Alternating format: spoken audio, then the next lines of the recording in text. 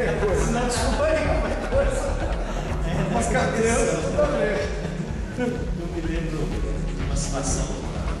Eu me lembro de uma situação que eu estava tendo uma aula com o professor Letiano, muito bom, professor Ivo, e era final de semestre, a gente o semestre inteiro lendo Nietzsche, e na última aula, então, entrou bem nessa questão, Nietzsche seria dogmático ou não? Então eu perguntei ao professor se tudo isso que Nietzsche ensinou é verdade. Pergunta capciosa. Eu não podia ter perguntado. O professor, então, para ser coerente, ele disse assim: olha, não acredite, pode não ser. Para ser coerente com o sistema. Ninguém sabe. Então não acredite no que eu estou dizendo. Isso é um impossível por definição. É uma adaptabilidade Parece mental. zen budismo, né? Aquele negócio que é. Não sei você como ser uma espécie inferior que seja uma verdade. Essa espécie inferior. Essa espécie seja uma verdade. Você já revelou que tipo de gente você é. Depois de ter perguntado isso. E ele não está muito preocupado em me convencer de alguma coisa, porque talvez a minha composição físico-química seja diferente da dele. Hoje poder tratar essas coisas com remédio. Vamos mudar a sua composição. Exatamente, quero te converter, tá aqui, eu tomo isso aqui, o meu partido 2 vezes, vai mudar tudo. Bom, para finalizar a leitura desse parágrafo, nessa direção afirma ainda, aspas, diz Nietzsche, né? Pressupõe-se aqui que todo organismo pensa. Olha que interessante. Todo organismo pensa. Todas as formas orgânicas tomam parte no pensar, no sentir, no querer. Por conseguinte, o cérebro é apenas um enorme aparelho de centralização. Então o cérebro só centraliza essa produção toda do Mas cada órgão funciona. Então, em outras palavras, o que ele está dizendo assim, contrário de Descartes. Descartes, eu penso, logo existo. Você falou, não, eu não. Na verdade, Eu existo, logo penso. Não, o meu corpo pensa. Eu não existo. É o corpo que está pensando, não é um sujeito. Não existe um eu. Não existe um eu. Eu penso e eu não existo. Não há um eu, não há um sujeito. O que existe é só um corpo. Somatização de tudo que existe. O corpo É um reducionismo. reducionismo biológico. Biológico. Exatamente. E determinismo também, não é determinismo, né? Há um determinismo. Tudo está determinado, sim, porque é tudo combinação de forças. Calvinismo fisiológico. Então, tudo funciona assim. Não só o querer, mas também. Eu já terminei de ler essa parte, né? Não só o querer, mas também o sentir e o pensar estão disseminados pelo organismo. A relação entre eles é de tal ordem que no querer já se acham embutidos o sentir e o pensar. De modo que pensamento, sentimento e vontade aparecem como indissociáveis. Não tem como dissociar porque é tudo Processo químico. processo físico-químico. Onde fica a pessoa? Não existe Não a existe. pessoa. Tem pessoa. Agora aqui, ficou não há muito lugar claro. pra pessoa. Não há pessoa, não há um eu, não há um sujeito. É tudo funcionando junto. Percebe que É o resultado. aí a ideia de comparar isso com outro sistema filosófico. Aquela outra estratégia apologética que eu estava dizendo. Matou uma. Aquela outra estratégia apologética que eu estava dizendo é comparar isso com outro sistema. Pegar, por exemplo, o sistema do Henri Bergson, que vai propor que existe sim algo transcendente, há uma interioridade que é distinta do corpo, da matéria. E avaliar, dá para perceber que é muito reduzir o ser humano a essa combinação físico-química e reduzir o universo a tudo a essas coisas, ou seres vivos, de modo geral, fica sem cor, fica sem beleza, contraria aquilo que parece ser próprio da nossa natureza. Sem falar que a primeira vítima é a moral e a justiça. Nosso conceito de justiça não vem de situações químicas, vem de conceitos que são superiores à vida do homem. São conceitos que o homem não depende da vida do homem. São conceitos que existem a despeito do que o corpo do homem peça. E é por isso que existe direito e justiça. Justamente porque ele é contrário a tudo isso, ele vai dizer que não existe nada isso superior. Já existia moral antes do homem existir. Já existia verdade.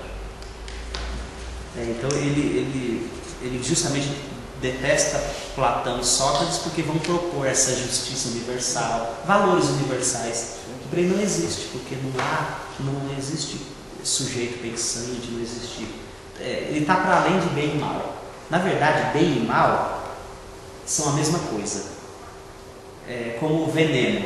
Veneno é a mesma coisa que remédio, só que o remédio numa dose maior, num grau maior. Então, o bem e o mal para eles são a mesma coisa. A gente que criou, pelos processos civilizatórios, a ideia de bem e mal. Então, é preciso transvalorar os valores.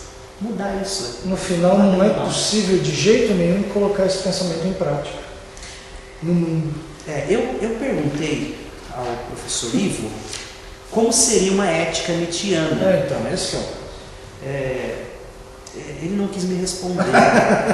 Por que será? Ele mandou que eu lesse de contexto de um comentador para eu ler, que eu não li. Não tive acesso a esse texto ainda. Não sei como que ele vai se sair. Não sei se ele estabelece alguma ética. Então há um comentador que tenta pesquisar como seria uma ética nietzschiana. Não, e o próprio proponente da filosofia de Nietzsche, do que ele pode reclamar? Quem ele pode condenar? Se alguém faz o mal contra ele, para ele ser coerente, ele não pode falar nada. E com base em que ele ataca os outros sistemas agora? Seria possível, crendo nisso, criar qualquer tipo de ética? Então, a princípio, o que dá para perceber assim, numa primeira olhada é que é uma ética utilitarista. Cai numa certa ética utilitarista. Eu faço o bem para alguém desde que isso vai resultar em alguma coisa para mim. Então, se eu te devo e não te pago, tudo bem. Porque pagar você... A não ser que você corra risco de vida por não pagar. A não ser que eu me preocupe com o futuro, de repente eu posso precisar de... A não ser que não te pagar implique eu perder alguma coisa que você me concede. Exatamente. Eu vou pagar a mensalidade na escola, porque se eu não pagar a mensalidade, não vou poder estudar. E a lei de Gerson sai comendo de colher nesse sistema. Então, eu preciso vencer, então tem que pagar. Então é uma ética utilitarista. Bom, essa é a primeira, é uma crítica. É a primeira impressão.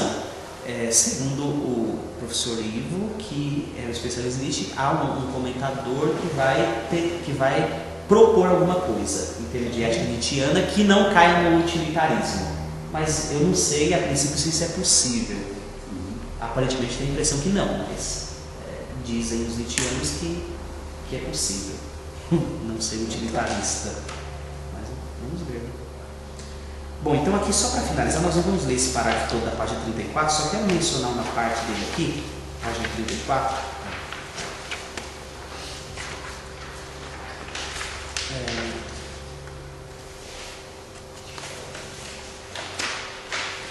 Lá no começo do sucesso, depois da palavra predominante, bem na primeira linha, do sucesso da vontade bem sucedida, então se infere uma causa. Onde estamos? Página 34, primeira linha. Antes do parágrafo. Já sei. O sujeito a quem seria facultado exercê-la. Bom, aqui a gente já sabe a resposta, não tem sujeito, né? Mas tudo bem. Contra tais ideias, reitera o filósofo no Anticristo. O Anticristo é o nome de um texto de Nietzsche, que ele chama de Anticristo. Que ele combate. Ele vai procurar expressar mais as suas ideias contra os valores cristãos. A antiga palavra vontade serve apenas para definir uma resultante, uma espécie de reação individual, que se segue necessariamente a uma multidão de estímulos, em parte contraditórios, em parte concordantes. A vontade não mais se efetiva, não mais põe em movimento. Ou seja, ela é resultado, ela não provoca algo alguma coisa. A vontade é resultado de um processo. Ela não provoca nada. Então eu não decido para provocar alguma coisa. Na verdade, a minha decisão já é um processo. Já é um resultado de um processo. E não vem de escolha também. Não vem de uma escolha. Não vem. É determinado. Resultado. É processo orgânico. A chamada teoria psicológica negligencia o fato de a vontade agir no homem e no ser vivo em geral, ou mais precisamente nos numerosos seres vivos microscópicos que constituem o organismo. Bom, acho que aqui está.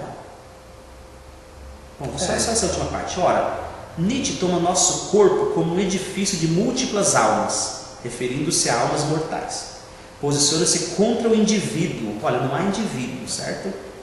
Desqualifica a hipótese de um sujeito único e aponta seu caráter transitório. Por fim, afirma peremptório, aspas, o homem enquanto multiplicidade de vontades de potência, cada uma com uma multiplicidade de meios de expressão e de formas. Baniu aqui o sujeito. O que ele quer dizer com almas? Cada célulazinha que tenha uma vontade de Cada partícula. Cada partícula. Sim. Só que Não está falando de alma no sentido espiritual. Ele só está usando uma palavra Cada unidade religiosa. Igual quando João fala do verbo. Nem ele usa o termo mortal. Não entendi. Ele não usa o termo imortal. Não, ele só usou uma terminologia que de fato não se aplica ao pensamento dele. Usando um linguajar cristão para comunicar o que ele queria. Ele quer destruir o conceito de alma que nós temos. É por isso que ele usa a palavra alma num negócio que não tem nada a ver com a alma. Exatamente. Então, na verdade, o que ele está propondo aqui é que o homem não há sujeito único, pelo contrário, nós estamos em constante mutação. somos o resultado de uma multiplicidade de sujeitos. Exatamente. Pode ser. Em briga, em guerra. Não trabalhando aleatoriamente. Em guerra.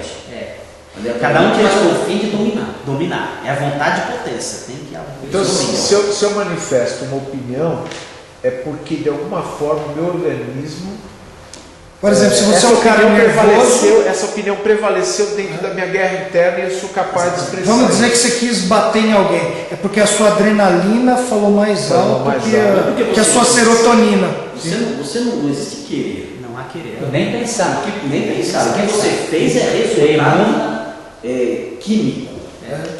A adrenalina está em maior número que a Isso serotonina. anula a Você responsabilidade. fica triste e bravo. Por que não há direito? Nem. Você vai punir alguém. Reduz a responsabilidade a zero. Sim, Você vai punir alguém porque a pessoa é negra. Não é porque a pessoa é mulher, porque é homem, porque é calvo, porque é olho puxado. Você não tem como punir pessoas assim. Elas são assim. Então, daí dá para perceber porque ele fala para além de bem e mal. Quem fica pensando em direito, em justiça, em razão, nem razão existe, porque é tudo processo físico-químico, por isso ele é contra os iluministas também. Da mesma forma, ele também não se julgava, então, também responsável pelas opiniões que ele expressava. Ele expressava a interpretação dele de mundo, Mas ele que podia estar respeitava- errada, Então, Por exemplo, ele respeitava a justiça da época, porque ele não foi preso. por razão utilitarista, Para não ser preso. para não ser preso. Porque é Não porque inconveniente. não né? porque existe um mundo superior, uma justiça transcultural, transtemporal, que determina que tem que ser Mas assim. quem não sei, determinava mas é isso? porque eu preciso me. Não, É os físicos. o contexto histórico. Ele pensava para Esse pensamento dele é só